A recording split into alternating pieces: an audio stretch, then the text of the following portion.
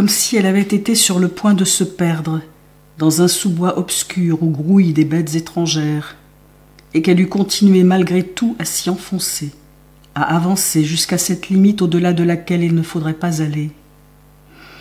Elle avait eu une impression de ce genre l'autre jour, à l'avant du bateau. Elle s'était trouvée face à l'une des images possibles de cette limite qu'à force de s'aventurer trop loin, on pourrait bien franchir.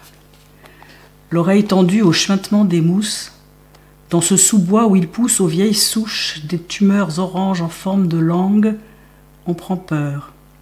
Tous les autres ont disparu, les uns après les autres. Il n'y a plus personne, on est vraiment tout seul.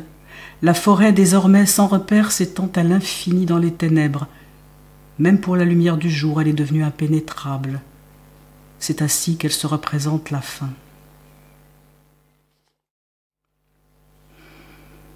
La lune se balance à la surface de l'eau. Il ne bouge plus, retient son souffle.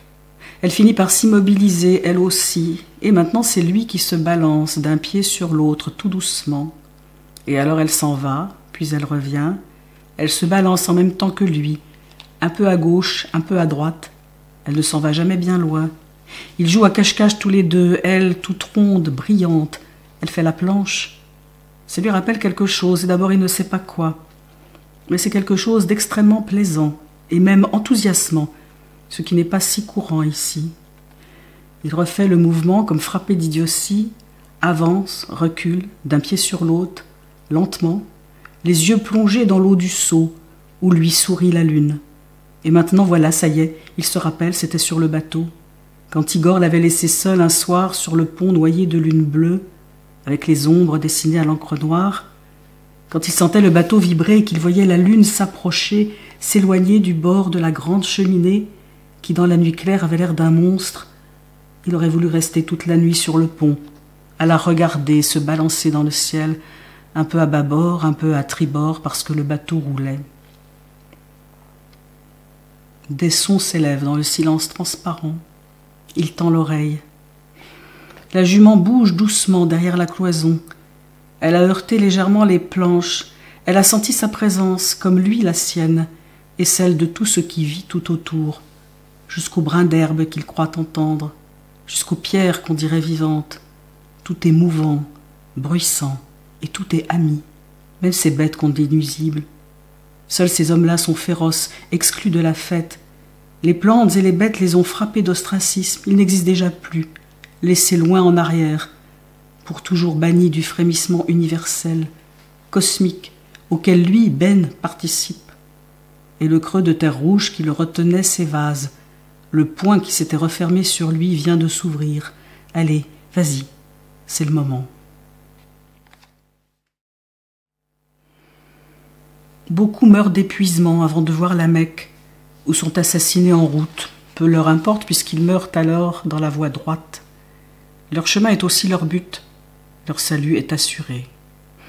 On rencontre la nuit leurs petites troupes erratiques, un peu de lune accrochée à leurs guenilles blanches, surgit de nulle part et dérivant dans le vide nocturne, la tête levée au ciel, guidée par les étoiles. Au lever du jour, leurs silhouettes fantomatiques s'évanouissent. D'autres voyageurs apparaissent, lune et soleil qui ne se rencontrent pas. Une caravane de fête s'approche, que vous avez vue chatoyer de loin comme une cour royale en voyage. Les femmes, juchées sur de hautes selles, se balancent au rythme de la marche de leurs dromadaires, roulant comme des navires. Elles sont vêtues de couleurs vives, couvertes de bijoux, et les hampes de leurs selles sont ornées de plumes d'autruche, de coquillages et de clochettes.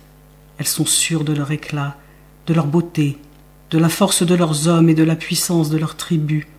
Elles passent comme des reines moqueuses, en poussant des cris d'horreur et de mépris, entrecoupés de grands rires devant cette incroyable créature au teint pâle, à l'accoutrement si pauvre en regard de leur richesse à elles, ce misérable à l'aspect étrange, comique, toi.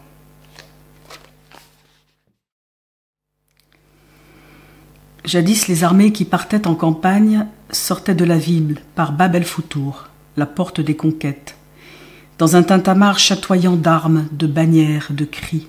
le boucan que ça devait faire, cette coulée d'hommes, de chevaux, de chameaux dans la poussière soulevée, au rythme de gros tambours dont l'écho sourd résonnait à l'intérieur des corps, cognant dans les poitrines comme un nouveau cœur immortel et multiple qui serait venu battre à côté de l'autre, le cœur apeuré, promis à la mort, le pauvre cœur pusillanime et tendre, resté en arrière, et pour l'heure battant la chamade, tandis que les femmes jetaient du sel sur les braises où crépitaient des flammes bleues pour terrasser le véritable ennemi, c'est-à-dire le diable et sa clique d'esprits mauvais, et pour que leurs hommes leur reviennent bientôt ruisselants de gloire, entrant dans la ville selon la tradition par Bab el-Nasr, la porte de la victoire.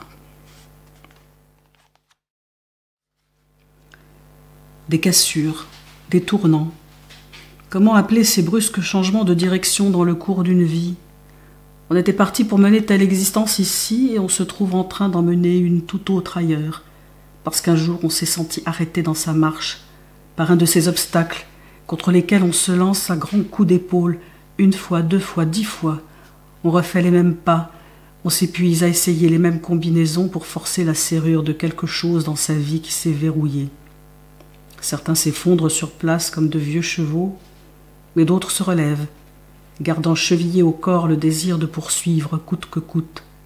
Et si ce n'est pas par ici, ce sera par là. Ils tournent le dos, ils inventent une autre route, parce qu'il y a toujours une autre route. Pourquoi chercher à défaire un nœud qu'on sait inextricable, quand on peut le trancher d'un grand coup d'épée pour changer les défaites en victoire?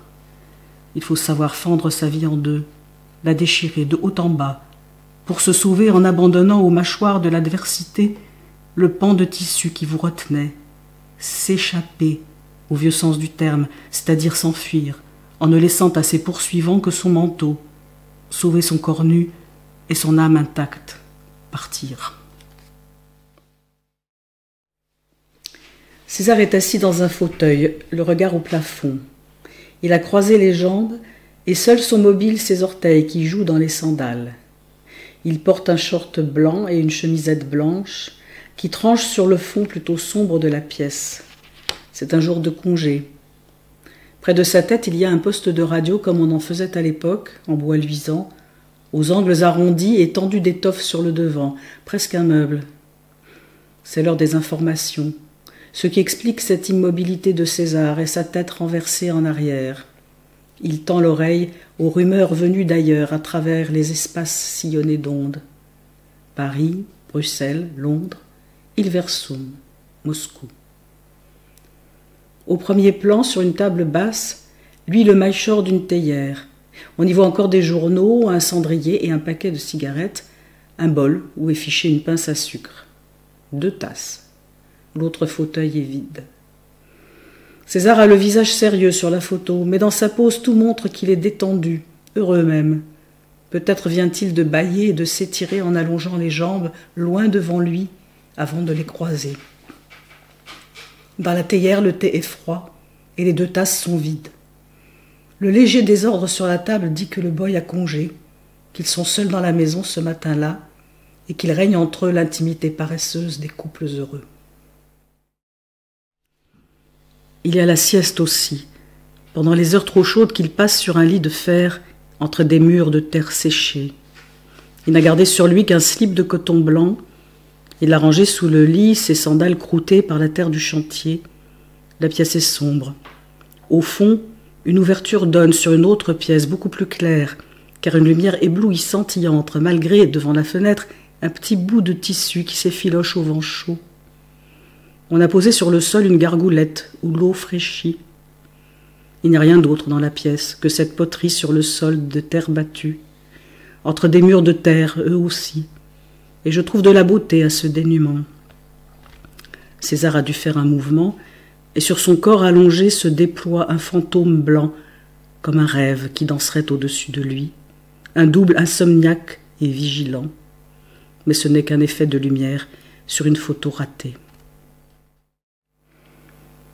Cela fait juste 1 an qu'elle est arrivée. Le jardinier vient régulièrement, il arrose avec profusion. Pendant des heures, l'eau coule, on la laisse se répandre sur le gazon toute la nuit, si bien qu'au matin on enfonce dans la terre gorgée d'eau brillante. L'eau miroite entre les tiges vertes, des lacs d'or et d'argent scintillent au soleil. Les visions du paradis qui hantent les rêves des bédouins ne doivent pas être très différentes. Il taille les haies et les arbustes. Elle le soupçonne de parler aux fleurs. Il sculpte les feuillages suivant son dessin d'artiste, cherchant à s'approcher toujours plus du jardin idéal. Et même si ce jardin-là n'existe pas, celui-ci est presque redevenu ce qu'il était avant la guerre, l'un des plus beaux jardins du quartier. L'autre jour, son plus jeune fils a trouvé derrière une haie un morceau de métal qui ne ressemblait à rien. Qu'est-ce que c'est que ça? Et son père lui a expliqué que ça avait dû tomber du ciel. Jette ça, tu vas te couper. Il amène toujours ses fils avec lui. L'aîné passe la tondeuse, le petit ramasse ce qu'il faut ramasser. C'est lui qui est chargé de déplacer le tuyau. Ça l'amuse de jouer avec l'eau. Il n'a encore réussi à attraper aucun des chatons. Ceux de cette dernière portée sont craintifs, toujours prompts à disparaître derrière les dahlias. Mais si le jardinier amène ses fils, c'est aussi, surtout, pour qu'ils apprennent le métier. C'est ce qu'il lui a dit l'autre jour. De toute façon, ils ne peuvent pas aller à l'école avec tout ce qui se passe en ce moment. Alors autant qu'ils apprennent à soigner les plantes. Il faut bien penser à l'avenir, n'est-ce pas, madame? Parce que, voyez-vous, les gens disparaissent, mais les plantes, elles, pendant ce temps-là, elles continuent à pousser, et on aura toujours besoin de quelqu'un pour s'en occuper. Ils viennent tous les soirs à la même heure, ou peu s'en faut. C'est à croire qu'ils s'en sont fait une règle. On ne les voit pas de la journée. Que font-ils donc? Ils viennent toujours du même endroit. Ils doivent avoir un coin où ils dorment, jusqu'à ce que la faim les réveille et les contraigne à aller mendier. Ils ne viennent jamais vraiment ensemble, comme s'ils faisaient semblant de ne pas se connaître. Elle vient toujours la première. Elle a plus de hardiesse que lui, qui la suit d'un air détaché, comme si cela ne le concernait pas, comme si c'était elle qui tenait à venir, une espèce de fierté qu'il doit avoir. Elle est plus maigre que lui.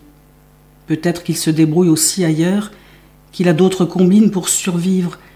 C'est surtout dans ce regard qu'il lui jette parfois qu'elle croit deviner les journées passées le ventre creux, à dormir pour tromper sa faim, et d'un œil seulement, car il faut toujours se méfier de tout. Et donc il la laisse aller, la première, elle, avec son corps maigre, ce ton génial qu'elle prend toujours pour réclamer ce qu'elle prétend être son dû.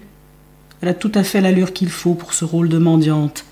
Elle mange avec une voracité qui fait mal à voir, tandis que lui attend, l'air pas pressé. Et quand il croit qu'on ne le voit pas, il dévore, comme elle. Elle les a même vus se battre pour une aile de poulet. Quelle relation ont-ils au juste? Est-ce qu'ils sont frères et sœurs? Est-ce qu'ils se sont associés dans leur abandon, réunissant leur solitude? Quand on voit l'un, l'autre n'est jamais bien loin. Méprisant par ailleurs. Ces gueux qui mourraient peut-être de faim si elle ne leur mettait pas de côté les restes. Farida en fait toujours trop. Mais jamais le moindre signe de reconnaissance de leur part, jamais. Lui est même hargneux. Un jour il a craché à son passage, elle a fait celle qui n'avait rien vu. À vrai dire, elle serait soulagée s'il ne venait plus. Il suffirait pour cela qu'elle leur refuse 2 ou 3 fois de suite ces restes qu'elle a pris l'habitude de leur donner. Il lui cracherait au visage sans doute. Elle doit bien avouer qu'il lui fait un peu peur. Mais il finirait par oublier le chemin de cette maison. Elle ne verrait plus leur couple famélique. C'est ce qu'elle se dit souvent, mais elle les attend tous les soirs. Et quand ils sont en retard, elle se surprend à s'inquiéter et à chercher dans les haies la lueur verte de leurs prunelles fendues.